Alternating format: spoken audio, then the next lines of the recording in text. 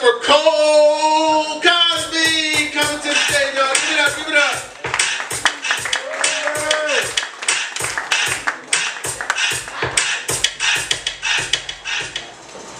Yep. My last name's Cosby. Fucking sucks. Fucking sucks, man, because ever since the scandal happened, I've been getting treated like I did the shit. Like, I'm trying to figure out why I'm getting hate mail now, you know? Like, why does every time me and my girl go out, she asks me to take a sip of her drink first? Like, can't get hired for shit either, you know? Tried to apply online to Walmart. First page said, insert name here, so I put Cole Cosby and enter.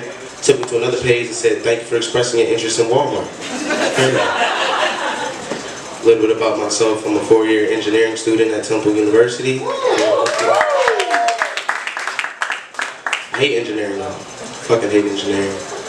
I actually failed this engineering class 2 semesters in a row. I failed this engineering class 2 semesters in a row, and I got an email from Temple saying if I attempt to fail this class again, it will result in me getting kicked out of the School of Engineering. So serious. It's my last chance to finally get the fuck out of the School of Engineering. I'm excited about that. But no, the biggest reason I hate engineering is because I'm not a good problem solver, you know? I can't solve problems.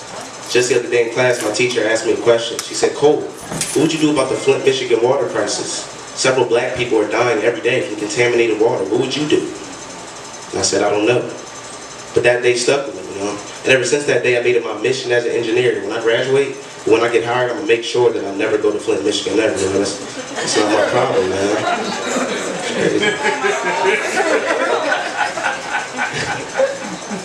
I had big goals coming into school, big goals.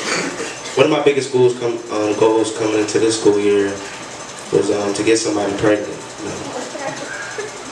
So I've really been trying and I can't seem to do it, you know. I feel like that's something every man should be able to do, right? You know, like, I feel like every man should be able to do 3 things: protect, provide, and impregnate. And let's be honest, there's no secret I can't do the first 2, you know. So I need the 3rd one to really work out for me, because if I'm being completely honest up here, like, I don't believe in condoms, you know. Like, I believe it's God's plan for us to recreate and flourish on this earth. And who am I to deny that? And it feels way better, you know. So it's a win-win. You know, I remember the first time I got my girl pregnant, how proud I was, you know. Most guys get scared, I was proud as shit. She came home, she was like, babe, I got some big news, you might want to sit down. I'm like, what's up, babe? She goes, I don't know how to say this, but I'm pregnant. I picked her up and said, oh, it's a miracle, baby, fuck, it's a miracle, baby. It's a miracle, baby. And I don't know what it was about my reaction that she misinterpreted, because she was like, oh, so you want to keep it too? And I was like, whoa. Said anything about keeping it, right?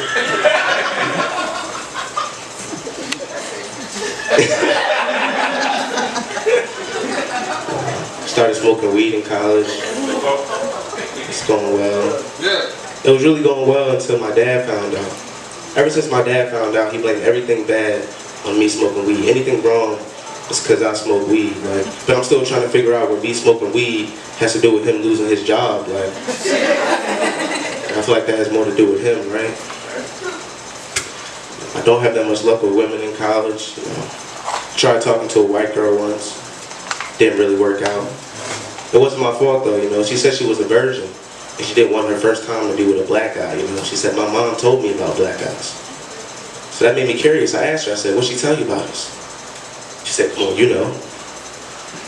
So that's when I got a little cocky. I'm not gonna lie, I said, you know what, I do know what you're talking about. I know exactly what you're talking about. She goes, was it true? I said, of course it's true, girl, stop playing. She said, wow, my mom was right. You don't have a job. Look like an idiot. Couldn't be that mad though, because I am unemployed, unfortunately. Like I said, I go to Temple University. It's in the northern Philadelphia area. For those of you who have never been to the northern Philadelphia area, I'd like to be the first to congratulate you. It's fucking terrible. But the thing is, that makes me mad is nobody told me that before I got there, you know? Like, nobody told me that the surrounding neighborhood was scary as shit. Like, it wasn't in the brochures, you know? It wasn't in the commercials. They talk about a bunch of shit that nobody cares about, you know, good facilities, good teachers. But they never once mentioned that I might get fucked up on the way home, you know? feel like that's what's most important, right? Like, that's not just something you should have to find out. Because the campus is nice, but everything changes when you get off campus. Like when you get off campus, that's when it gets real. Like everything changes. The street signs start changing. You know, the one-way signs, they say that way. You know? It's crazy. Stop signs say stop. Snitching. You know?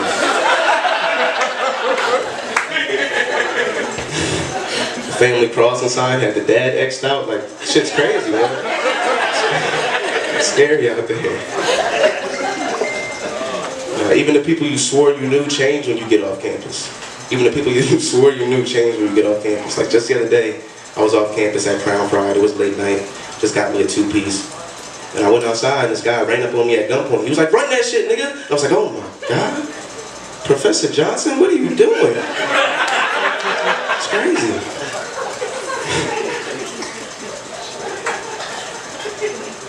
I'm a stay-at-home son. You know. It's kind of like a stay-at-home dad, you know.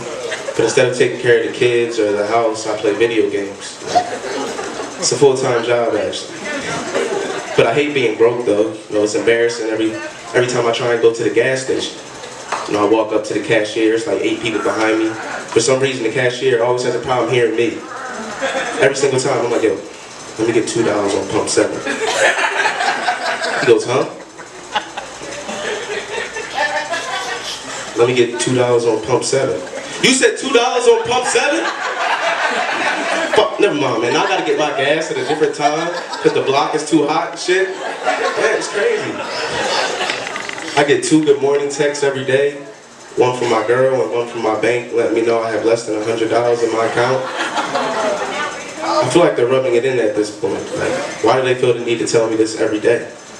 Like, if I'm broke today, I'm most likely still gonna be broke tomorrow. Like, it's not rocket science. Like, notify me about some shit that would surprise me, like more than $100 in my account. But all these daily reminders from my bank that I'm broke are actually beginning to motivate me, you know? Beginning to motivate me to devise a plan to rob them niggas. Like, I feel like they're asking for it now. Broke people, they overdraft their accounts frequently. I do it daily, you know. And I used to think it was okay because of overdraft protection. Y'all know what overdraft protection is? See, my dumb ass used to think overdraft protection was this bottomless pit of safety net money that the bank gives you because they like you so much. That's not it. I was out to eat with my girl. The check came out to $50. Had $11 in my account. My girl was like, "Babe, we can split the check." I was like, "Stop, come on." Overdraft protection. I didn't know that overdraft protection was just my mom's account connected to mine. I found out because she called me snapping on me. She was like, "Stop using your card. You have no money and no job. And what the hell are backwoods anyway?" Just looking at my transactions, this is crazy. No, being broke sucks though. It makes your relationship harder. It really does. Cause my girl makes good money, you know, $27 an hour. That's $27 more an hour than I make. You know, and it's hard talking to her sometimes, you know. I asked her how her day was. She was like, "You know, babe, I had such a hard day. I had to meet with 3 clients and revise the budget proposal. How about you?" It's not a rough day too. I only got 2 kills in Fortnite. It's a rough day for the both of us, babe. The other day we were out to eat.